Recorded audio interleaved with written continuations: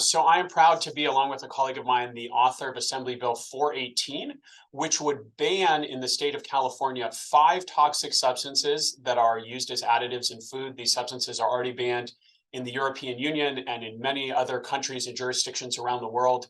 And the reason that they're banned is because there are very strong scientific links to very serious health harms. So cancer, reproductive issues, developmental and behavioral issues in kids.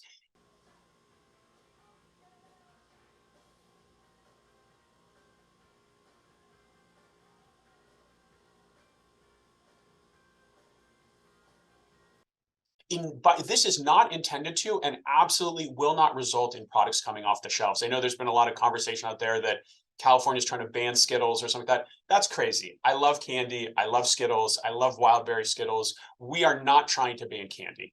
What we have seen, however, though, is that they still produce Skittles in Europe. They still produce Skittles in other parts of the world. What they do is they take out these toxic ingredients and they replace them with something else. And so what we really want is for these companies to make the same minor modifications to their recipes that they've made in Europe and elsewhere here in the United States.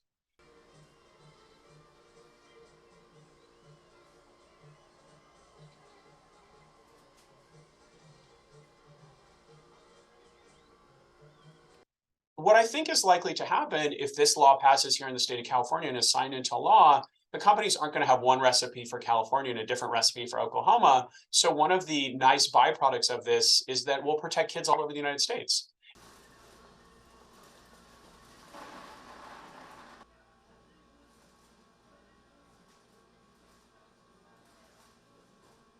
There are 5 chemicals already banned in the EU, clearly dangerous, for which there are alternatives that are cheaper that we can use tomorrow. Let's get these chemicals out of our candy. This is a leadership moment for these companies. They should be working with us to raise the bar for their whole industry.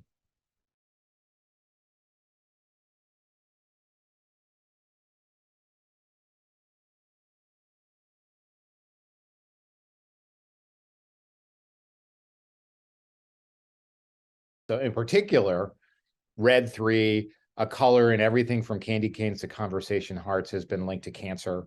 Really no reason we're using this chemical anymore. FDA has known it's been linked to cancer since the 1980s.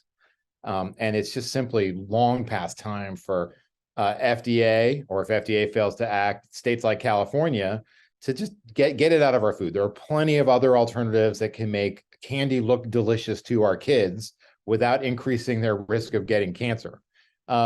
Likewise, titanium dioxide used in everything from Skittles and to Starburst, used as a food color. Recently, scientists in the EU concluded that it was no longer safe for use in candy because of potential damage to our DNA. Again, lots of alternatives available.